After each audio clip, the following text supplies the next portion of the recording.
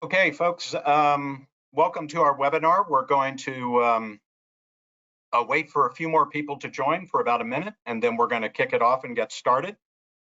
Just for you early folks online, there is a question tab on your GoTo application, and please feel free to use that during the webinar. Those questions will be coming to me individually to sort of curate and reflect back to the panelists, so thank you.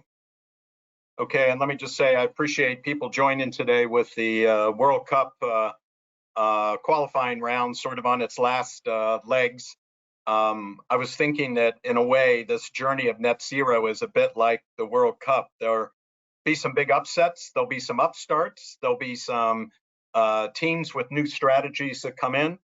But, you know, when you think about it, I think the World Cup ultimately has one winner. And I think what all of us know who have been working in this bit for a little while is that there's going to be multiple winners here, because not one solution is going to solve the issue of getting to net zero and ultimately, you know, protecting our planet for the succeeding generations. So appreciate those of you who are leaving your team for a moment or coming in later. So with that, why don't we get started? It's my great pleasure to welcome you to the fourth and final STEER Movement Matters Net Zero Making It Happen webinar. And the one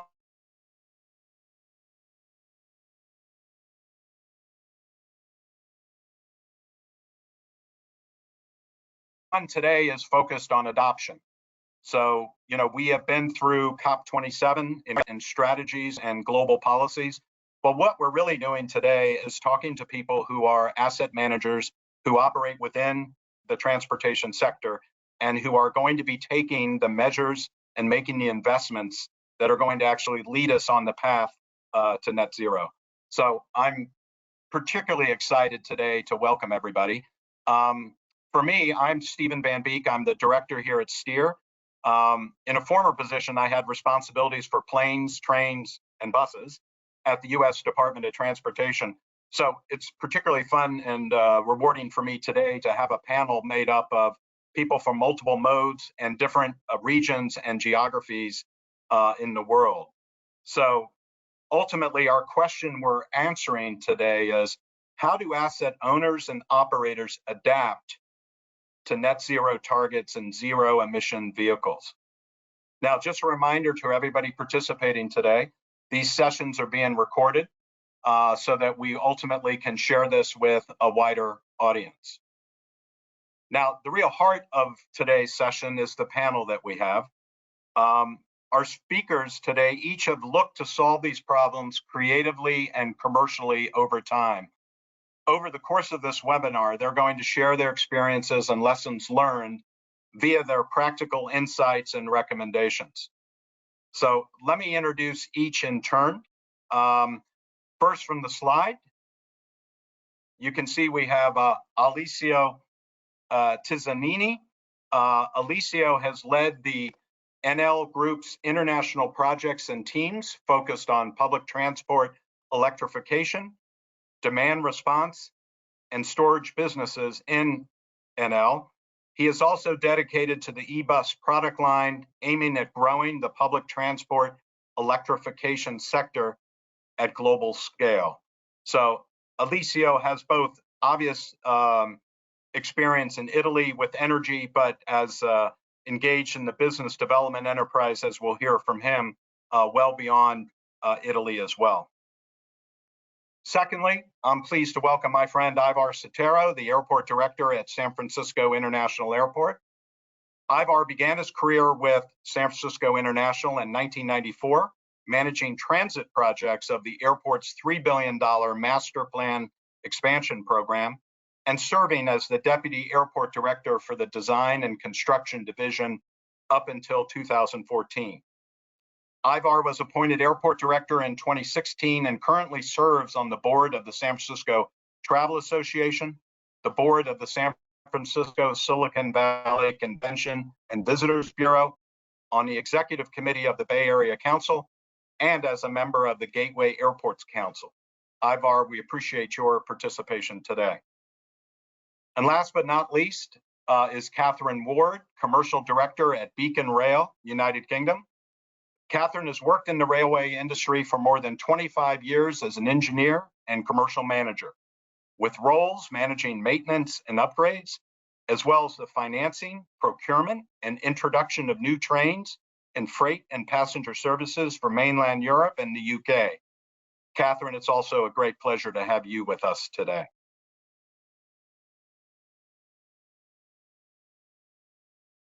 Okay, so let's get with it. For the audience today, we're going to do this a little bit differently. We really want to mix it up a little bit among the panelists. So we're not having long presentations. Instead, we're going to have a series of questions that we have, and hopefully ones that you're submitting through the GoTo application to have each of our panelists respond. But for the first question, I thought what we would do is, given that each of our panelists today is a leader in their respective modes, rail, bus, and airports, please describe what you consider to be the challenge of net zero and how you and your organizations are leading with adoption initiatives. And today on this question, we'll start with Katherine, then we'll pivot to Ivar and conclude with Alessio. So Katherine. Hello, first of all, thanks, Steve, and thank you everybody for giving me the opportunity to share some things with you today. We are doing lots of kind of real live great projects in rail to push forward decarbonisation and net zero projects, and we are really bad at sharing with the world all the good things we're doing, so I'm quite pleased to be able to talk to you. The question, what do you consider to be the challenge of net zero? The main challenge I see for us in rail is to work together to really reduce emissions by being more energy efficient and by using clean energy, rather than just pushing the emissions down the energy chain to, say, the electricity supplier, which would be one option for us.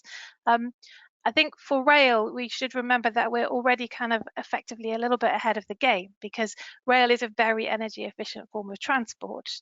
Rail developed because it was easier to push a car on a track than it was to push it over the ground. So we're kind of already doing quite well in terms of energy efficiency. We've been proud of our kind of environmentally friendly industry ever since I started in 1995, but in the last 10, particularly the last 5 years, I've seen a massive cultural shift in the way new projects are developed and the general expectations of what we're doing in rail. So new projects are expected to be low emissions or zero emissions. Nobody wants to invest in a pure diesel project anymore. We're moving, everything is moving in the right direction, let's say. Our company is a rolling stock owner and asset manager from the UK and Europe. So all my references are from Europe. So if they're not relevant to your business, I'm sorry, but hopefully I can share some of our experiences. What we do is we use private funds to buy vehicles with a long life, and we lease them to customers for some or all of that life, mostly some of that life. And we're a bridge between a private finance and a rail operation, so really at the heart of the work. And part of my job is to get private funders to put their money into my rail projects instead of a different project, which is itself very good for carbon emissions. It's also not usually that hard because there's an inner train spotter in most of us, which we can get out. We've got a big range of customers in our business. So I lease to Deutsche Bahn, and I also lease to small freight companies that maybe take one locomotive for 1 year for a pilot project to get trucks off the roads in their region. And we see the whole range of the industry. And we also see, we work in about 18 European countries. So we see developments all across Europe, which is really helpful for kind of sharing information and using the experience from one project to practically help people in another region. The way that we as Beacon support NetRail is threefold, I think. The first thing we do is we support the rail market and trying to make it grow.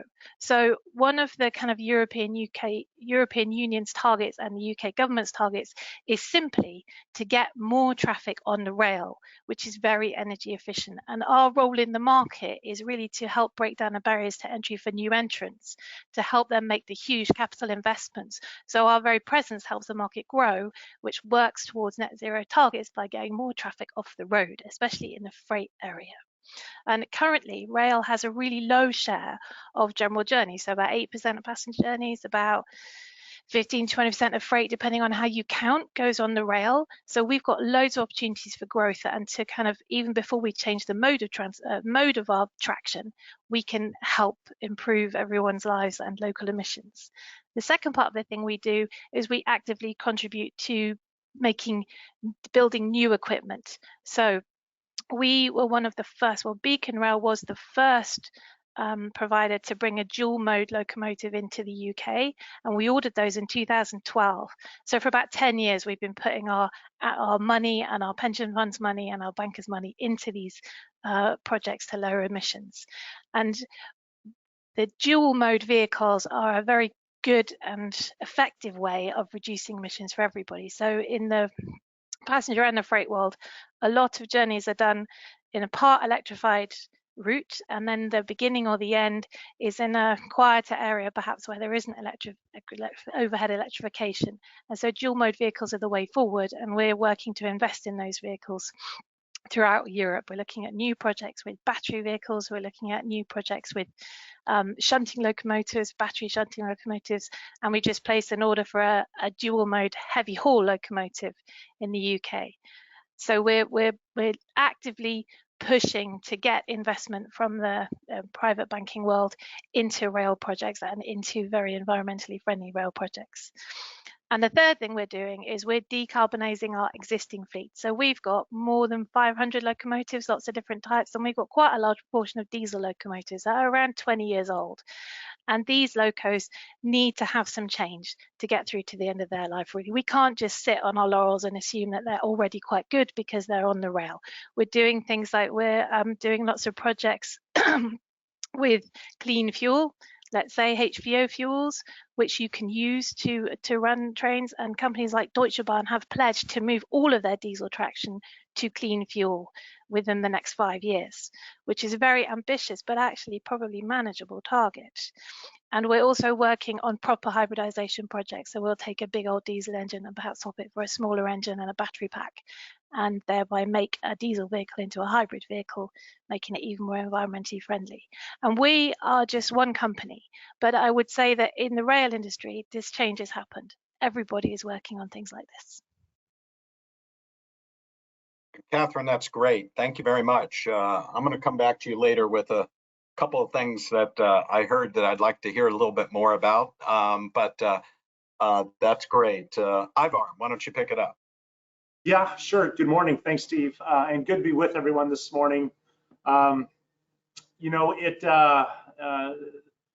airports are large, complicated facilities. And when I think about what the challenges to net zero are, so much of it revolves around the built environment. I've been here, as Steve said, since '94, about 28 years, and we've been under construction for almost that entire time. And so I bear the scars of mistakes we've made, and also where we can make improvements. And so when you think about the built environment, it's a dramatically different set of challenges than energy conversion opportunities and moving to electrified types of equipment and transport options. And so here we have facilities with very large investments that are 20, 30, 40 years old for so many airports. And how do you really bring those up to current standards that really help move the needle in towards net zero energy and greenhouse gas savings? SFO is in a fortunate position because we have been investing over 30 years, and basically we've rebuilt 90% of the airport in that time. What's, I think, fascinating about the built environment is just even over the last 10, 12 years, there's been really wonderful advancements in the quality of terminals and the environmental successes you can have. And I'll just give a quick example. You know, we did our Terminal 2 project, about 600,000 square feet in 2010 to 2012. And it was the first LEED Gold terminal, or one of two in the world, LEED certified terminals at the gold level. And then fast forward through some other projects and continuing to build on our Terminal 2 experience. And we've just recently completed most of Terminal 1. And that terminal now, you know, 12 years later is performing at 1/3 of the energy requirement of what Terminal 2 did. So we've made huge strides just in the last 12 years in how we think about energy consumption in terminal buildings. And technology has helped us a lot of the way in heating and ventilation and air conditioning systems. And now talk about other facilities on campus, and something that we really need to look at the entire campus, and what other facilities can we then retro commission to bring those up to that level of performance that really helps move the needle. Because of just how significant it was, cooling and heating are clearly some of our biggest energy hogs. And so we've retro commissioned about 7 other buildings. They're now fully electric. And this again is how we move the built environment forward.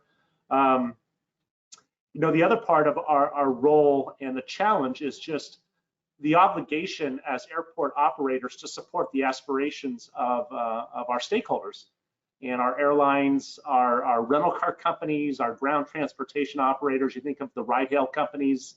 All of those are really significant shareholders of the airport, and have tremendous aspirations themselves. And so airports have this, really are positioned well to support their aspirations, because so much of what they need to do relies on the infrastructure that we build. And so airports need to see themselves as convening forces. We don't have any strategic interests in things, and so there's not a competitive issue. It's really about the best the stewardship for the environment. And I think most airports see themselves in that manner. And so, that's a significant challenge, is how do we prepare to support all of those aspirations of our tenants, which are sometimes just incredibly so far out there, and you just have really no certainty on how to get there, but you have to engage. And we've been doing a lot of visioning charrettes lately with our stakeholders on what does that look like, what does that future look like, and how do we support them. I'll say a third piece of the challenges with net zero is just around unknown innovations and those electrification needs. And you think about eVTOLs, the air taxis, and now there's so much financing going into supporting these operations, and that's going to be a big draw on our electrical infrastructure, which brings in a whole new set of concerns around power equity and things that I think we're going to talk about later on. And also autonomous vehicles. That is going to have a tremendous impact on airports all over. We have 23,000 stalls, parking stalls at SFO, and is there the drive that we become a parking and charging station to an extent? There's how do we look at that for the future as autonomous vehicles become more prevalent? And so having flexibility in our infrastructure development, there's hundreds of billions of dollars that go into infrastructure and undergrounding, and how do we build flexibility? And so the concepts of, we use utilidors now, which are big concrete boxes that give us that flexibility to add power, add capacity, add underground infrastructure to support the growth that we see coming. And then, probably the fourth thing is just the grid limitations. We move towards more electrification, we have to become more efficient. And we had an interesting circumstance this summer where the state of California had a statewide alert over energy use because of the temperatures that would be occurring. And so it's the kind of call I got on a Sunday night saying, SFO, you need to reduce your power for the next 5 days. And so, we need to be responsive to those kinds of things. And we reduced our power by 6%, but it was more of a, we had to react to something. And, this really should be more of our resilience planning, which we're really ramping up, and creating new organizational structure around that. But also, when you think about grid issues, there's a lot of social norm issues that we need to talk about. The expectation that our terminals should be at 68 to 70 degrees, that indoor environment, we have to really start talking about changing those expectations, because that is, as I noted earlier, is one of the biggest drivers of energy consumption, is just heating and cooling the facility. So we actually turned our set points up to 72, 73 degrees, and that was part of how we saved so much energy. But really this socialization of new expectations to help support an environment that is really on a crash course, as we're all concerned about. So, I'll just finish with that. All of this requires such broad engagement, and I think that's how we're thinking about it, is the kind of cross-industry policy level engagement to the extent that I've created a new Chief Resiliency and Sustainability Officer that really is that policy level thought organization as we prepare to a more sustainable future.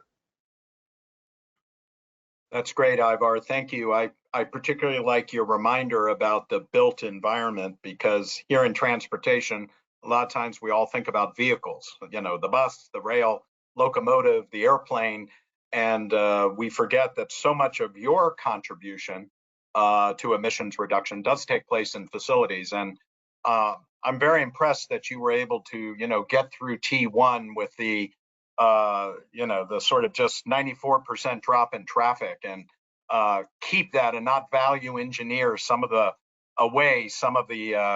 great innovations that you had there. So thank you for that, and we'll come back to that. But Alessio, let's get to you, please. Hi, Steve. Thank you very much for your kind introduction, and thank you all for being here.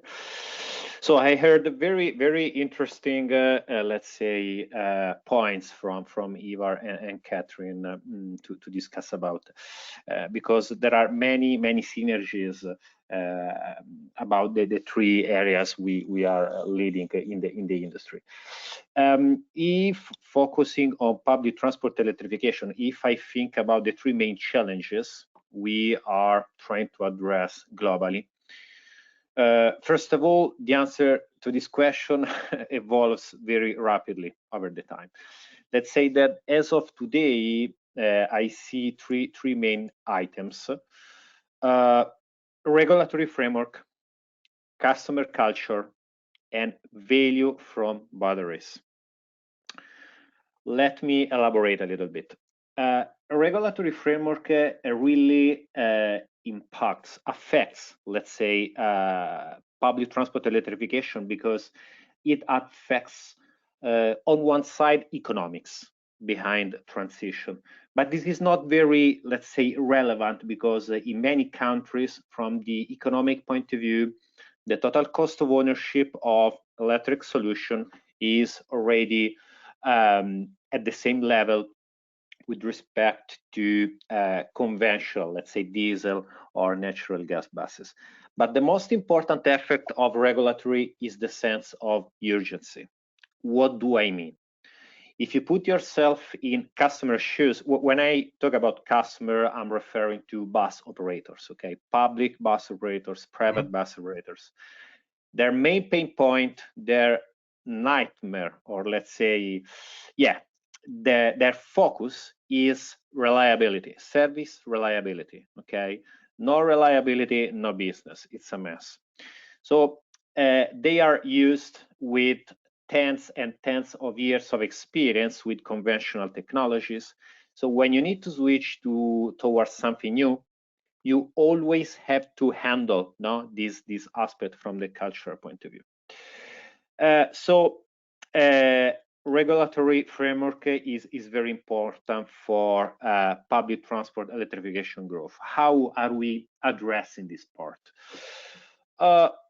Educating authorities. That's quite simple. How? By sharing with them our experience. We are electrifying public transportation since 2015, so we already have more than 7 years experience in this sector, with almost more than 4,000 electric buses already contracted around the world, and more than 2,000 already in operation. Okay, so experience is really a very added value information we can share with the authorities. Also, in terms of impact on the public transportation economics over the time, right? Because usually public transport electrification also involves a wider number of items. It's not just the electric bus, it's not just the charger, it's also commodity, for example, renewable power plant, for example, grid improvements, backup systems, so on and so forth. So that's one first point. The other point we are addressing is the customer culture. Again, as I was saying, customers, of course, are very sensible about reliability. So when you address customers, first of all, it's important to share, of course, experience, so on and so forth, but also a clear comparison from the economic and from the technical point of view between the different solutions, right? Conventional and electric solution. On the other side, it's very important to make the customer comfortable about the fact that the industrial risk is on the shoulder of a reliable industrial partner, okay? Because of our experience, we are considered to be a reliable partner from the industrial point of view. And what we do offer, and we see this is, let's say, the most effective approach, at least in Latin America. We are growing, we are leading the public transport electrification market through this model, is the as a service model, okay? So we don't sell the customer the bus and then the charger, and then the customer has to deal with these pieces. We sell a service, so electric kilometer, right? Where we keep the ownership of the assets, and we care about everything, okay? Not by ourselves, of course, standalone, but through our industrial partnership that has to provide a local presence to be very fast and reactive in case of any need, but also through bus manufacturer, charger manufacturer, who owns, let's say, the technical know-how of any single piece of the let's say, package we are providing the customer with. Another important part here is related to resiliency of the solution. No, I'm thinking about what Ivar was saying before, resiliency. Of course, that's a very important point, because at the end of the day, you need to be sure you will be able to maintain electricity supply to the bus in any case. I've been to United States in Atlanta a few months ago, discussing with the bus operators, American bus operators, and the main pain point was reliability because of hurricanes, because of grid outages. That's why it's very important to include in public transport electrification solutions also resiliency and backup solution. Resiliency, I refer to, for example, PV plus storage, or microgrid, you can call it as you prefer, but that's the solution. But also backup system and very, very, very reliable, let's say, service levels. Okay. Third point, value from batteries. What do I mean? Actually, as Enel, we are selling batteries since 2000. So batteries are quite a well-established technology, even if technology behind batteries is evolving very, very fast.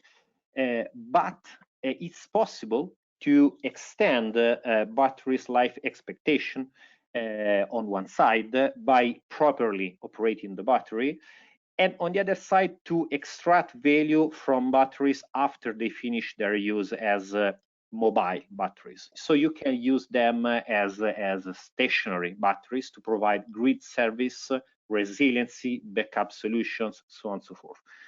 So that's really a game changer in terms of economics behind an electrification project. How do we address? Of course, by dealing with the main industrial stakeholder, battery manufacturers, software manufacturers as well, so on and so forth, but also by testing second life batteries. Maybe it's interesting for Ivar, this is very interesting for Ivar. We are going to commission a pilot plant in Fiumicino Airport in 2024, a pilot plant where we integrate a 10 megawatt-hour battery made from second life batteries with a 30 megawatt PV power plant, okay? what's the use of batteries here is providing grid services and resiliency to the airport. So that's how we are addressing this third point. That's great. Alessio, very nice. Let's turn to the second question. And here, if we could we have like a minute or two response? And I want us to pull back a little bit and think about our relation as part of a transportation system. And we heard a little bit about Ivar's relationship with the public sector, about power capacity, a little bit from Alessio about the regulatory frameworks. And I'm sort of interested in, what you think the implications for adoption are, given the recent announcements, discussions, decisions at COP27. And Ivar, I would add for us the aspirational goal, in quotes, of net zero by 2050. And anything that you might add, Ivar, as sort of an asset provider in California, which arguably is sort of on the leading edge of these sorts of pressures from the public sector. So if we could start with Ivar and then go to Alessio and Katherine, I'm interested in sort of how those public set of pressures and expectations are shaping your business models as you go forward. Yeah, thanks, Steve. And I think out of COP27, from our perspective, it's disappointing. It's disappointing to see that we didn't get stronger outcomes, not getting commitments to low emissions energy and failing to gain commitments on, the phasing down of fossil fuels. And I think, what does it really point to? It points to the need for industry leadership. We, as Steve, I like the way you talk about it, is the air travel industry. The air travel industry has to take on the initiative. And we know that if we do nothing, right now we're 3% of global GHG, and if we do nothing over the next 30 years, we'll be 40% of global GHG. We're fortunate to have, I think, really aggressive and highly aspirational goals by our airlines, by other airports. In fact, it's very much, I think, a competition amongst airports is who can be the most energy efficient and who can do the most creative things. We banned single-use plastic bottles, and I'm surprised that we were not seeing more airports take that step. And but we've got to start moving the needle in all areas of the environment. I think we're in a fortunate position because San Francisco is known as an environmentally focused city, and we've benefited from that, and our values very much reflect that. So I think when you talk about a culture of an organization and historical leadership of a city and an organization, it's very much focused on us as stewards of the environment, and I've talked about some of those initiatives previously. I think for the airlines, again, supporting their aspirations and their long-term aspirational goal of net zero by 2050, it's going to rely on all of our engagement as well. And I'll just say sustainable aviation fuel is probably the lowest hanging fruit there, and we very much see us playing a role as a convener in the sustainable aviation fuel space, and we've been at this for the past 5 years and made great progress, and we'll have 12 million gallons of SAF this year, I think the most of any airport in the world, and we'll have 30 million gallons in the next 3 years. So, back to my point about as an industry, we all need to take on that leadership role. And then Steve, to your point about the state, you're right, California very much taking initiative and showing leadership, and they now require a clean mile standard, which requires 90% of all ride-hailing trips to be by EV vehicles by 2030. So 40,000 trips a day to SFO pre-pandemic, 90% of those by 2030 have to be by EV, and that again puts a huge burden on us. The governor has also put in place an order that bans the sale of combustion engine light-duty vehicles by 2030, and then an electric shuttle bus requirement for all airports by 2030. So, back to what you're saying, Steve, there is a real surge of environmental aggressiveness to try to make up for some of the global inaction that's happening, and California seems to be taking a much more aggressive stance.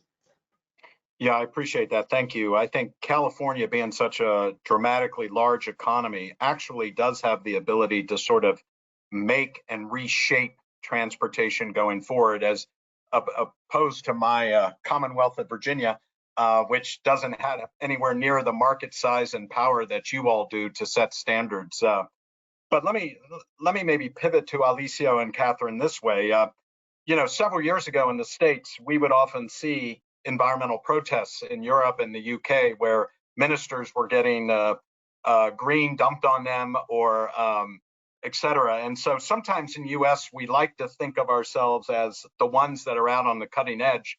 But for the US generally, not with San Francisco and California perhaps per se, but I think we've been sort of trailing a little bit behind. And so I'm interested, Alessio and Katherine, in your perceptions about COP27 and where you think Europe and your sectors are going to go to try to drive change. Okay. Yeah. Thank you for the question, Steve. So I agree with what Ivar said, about the level of commitment from the COP27. It's quite clear. By the way, I have to say that the type of let's say industrial revolution that we are promoting through public transport electrification is definitely well aligned, at least with guidelines that have been defined within the COP27. There are three main points in the Sharm el-Sheikh implementation plan that are very relevant for what we are doing. The first one is the recognition that limiting the global warming requires, let's say, reduction in global greenhouse gas emission, right? Just consider that through our electric fleet already in operation, as of today, we saved more than 100,000 tons of CO2 emission. Okay, so that's really an effective way to move toward the direction that has been set up. The second point from the implementation plan in Sharm is that it has been stressed the importance of enhancing a clean energy mix, right, with renewable energy as well. Just consider that in all the public transport electrification projects where we provide electricity, that's green electricity. This is also the reason why, in many cases, we are integrating renewable generation and storage within the electrification plan. The third point, which is relevant to us, is the recognition that this global energy crisis underlines the urgency to increase the energy system resiliency. And here I come back to what I said before. It's true, and that's where we are already moving toward. At the end of the day, putting on the streets and at the depot electric buses means putting megawatt hours that you can leverage to provide grid services. Just consider that an electric bus battery capacity is about 300 kilowatt hour, and backup system batteries that you can install at the depot can provide a megawatt hour of capacity. And if you multiply these for thousands of buses, you actually can improve grid resiliency, also avoiding huge grid investment to improve grid resiliency. That's great. Katherine. I think I have to agree with the others. So some disappointing targets, but actually I come back to my earlier point, how in rail, I think the cultural shift has happened. So in many ways, we just carry on as we have been doing. So, one of Alessio's points, which is absolutely relevant for rail as well, is the overall kind of cost of ownership of, say, a battery electrical unit, as opposed to a standard old diesel unit to carry passengers around, is about the same now because of the reduced maintenance cost for the electric drive. So we've got to a point where it's not just the right decision environmentally, it's the right business decision to buy a kind of a low emissions vehicle. And so for us, let's say maybe a reduction in the global targets and a lack of drive and a global sense doesn't actually change all the things that we're moving forward in our industry. We've reached the level where the supply market has got the alternative traction vehicles, and that's what they're going to sell. So to be honest, we just carry on as we are. Yeah, let me ask a question targeted to each one of you individually, as I'm starting to get some good ones from the audience. But Katherine, let me start with you with one that we discussed in our preparation for this session that I found absolutely fascinating.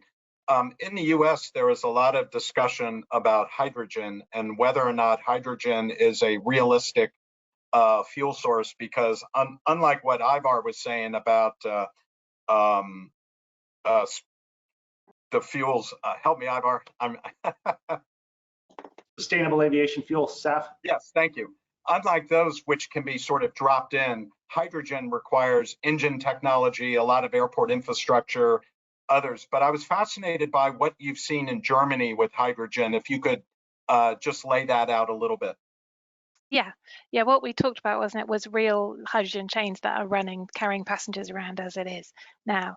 But the interesting point about that is that hydrogen was hailed as the future, I guess, and then a lot of research and studies were done in kind of, the carbon emissions of hydrogen vehicles and all sorts of things. And the kind of the generally accepted outcome in the rail industry, at least, is that obviously electrification of the general network is the holy grail, and then you're going towards filling in where you don't have electrified lines with batteries or a hydrogen solution. And the hydrogen is the niche solution, let's say, because the overall carbon emissions of a kind of a fuel cell hydrogen vehicle are not really better than a very modern diesel engine vehicle when you consider the whole life of the cost that various studies have shown. And so what they've done in Germany is, where they've used hydrogen vehicles, and they have two sets of hydrogen vehicles that are in passenger use. One has been operating for a year already, and one will start operating at the timetable change next Saturday. And these are in specific areas where they know they can generate, let's say, clean hydrogen, or they use hydrogen as a waste product from a big chemical area. So what they've done is isolated areas where hydrogen is the right solution. And this brings into, I think, Ivar's point that we need to look at loads of different ways to solve our problems, and hydrogen is part of the solution. But I would say for rail, it's a minority part of the solution in an area where that you can generate hydrogen either as a kind of a where you've got a wind farm and you've got, let's say, surplus energy that you can then use to generate hydrogen almost as an energy store, or you've got industrial plants with throw off hydrogen as a waste product, and it's a good use of that waste product to drive trains.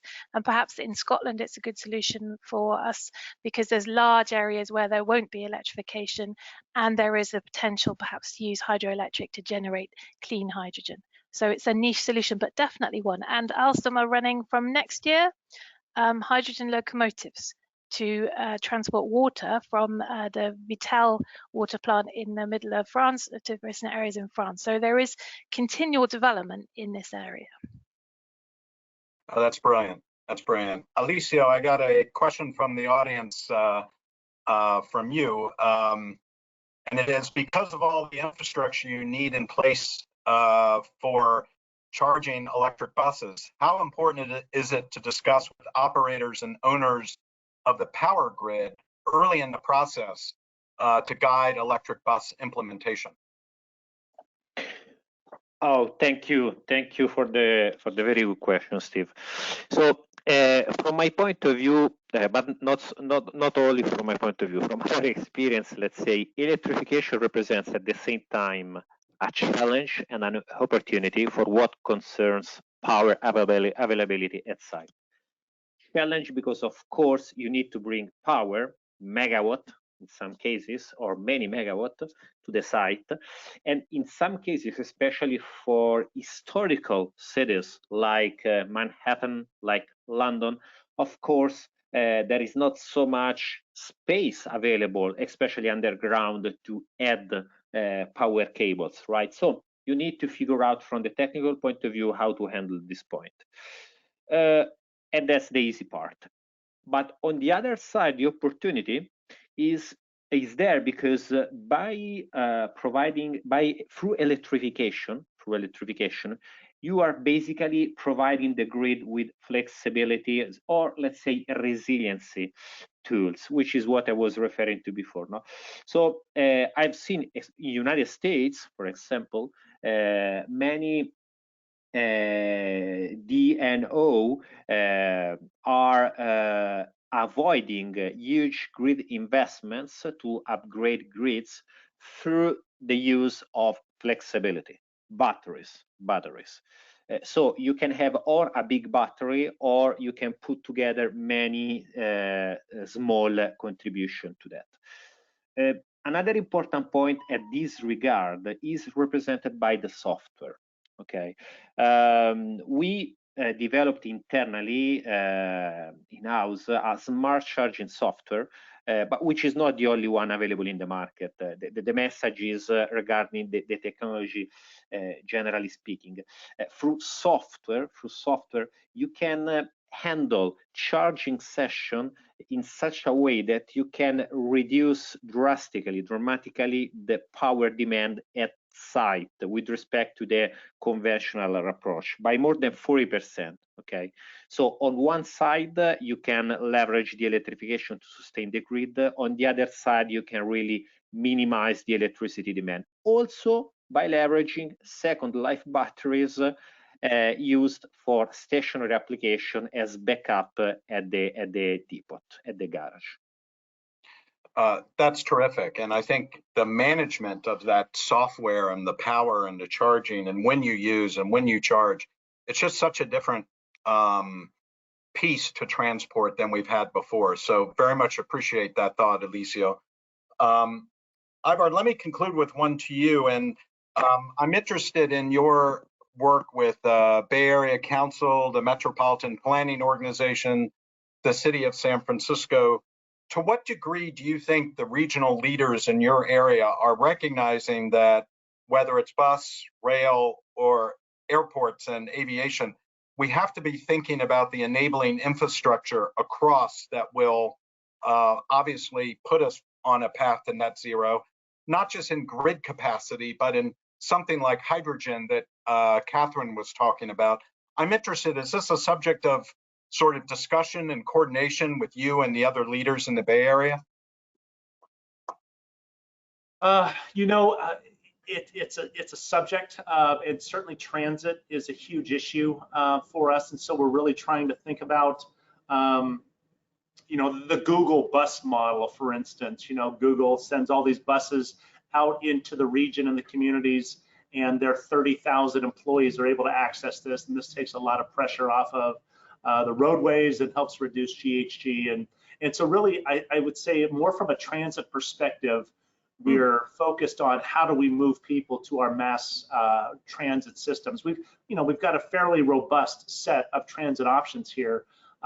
California, I think one of the sessions yesterday, they talked about the Clipper card for the Bay Area, not California, but that ability to access 30 different transit systems through a single user card. It's those kinds of innovations in the way we're thinking about transit and a sustainable transit operation. In terms of grid, that's a whole different set of challenges, and we're really, I think, more siloed in that the big agencies are having to think about it independently and then talk to the power providers about what our needs are for the future. And so, and that's a shortfall I think that we need to help close. Is some of the big operators in the area, the transit systems, the airports, we need to help drive a more cohesive engagement process on how we think about grid capacity, because we can upgrade our substations all day long and move fuel sources to electrification, which is SFO electrified, 100% electrified over the next 10 years. But without offsetting by efficiency and on-site renewables, the grid is challenged, and it's already challenged, as I described, with the power level issues we had this past summer. So I think there's a lot more work that needs to be done there, Steve. And as far as hydrogen, I love the way Katherine talked about it. It's how do you take advantage of the waste product of the production of hydrogen to do something meaningful, not hydrogen in itself with current means of creating hydrogen energy, until there's a much better solution on how to do it that offers a much better benefit to the environment. That's great. Thank you. I'm going to turn it to each of you in a second for a 1 minute sort of close. What you would like your audience really to take away about what is going to be your big challenge to getting to net zero in the next few years, and what you just want them to remember. You know, I am proud to say that Steer this year became carbon neutral globally. And a lot of it goes to what Ivar was saying about the built environment. We moved from a very old building on the Thames that was very energy inefficient to a brand new facility in London. So if any of you are by near the Blackfriars area of London, please come visit us and see what we're doing there. But for a quick 1 minute for each, Katherine, what's your takeaway for folks? Oh gosh, put me on the spot. To be honest, use more trains. For everything. We're working on, we're working on expanding the European network for long distance trains. If you're in the US, fight hard to get a high speed rail network. That's, that could change the way, change all of the way you manage emissions massively. And public transport is the way to use less energy, and the way to use less energy leads to net zero. So I guess, yeah, public transport I would advocate. Alessio, in addition to your software comment, which I thought was really insightful, what would you have people take away? Maybe the fact that electrifying public transportation doesn't affect only the bus. So the customer sees just the electric bus, but should be aware that that electric bus actually implies a wider environmental positive impact on the overall energy system, because that becomes with renewable generation and with grid resiliency.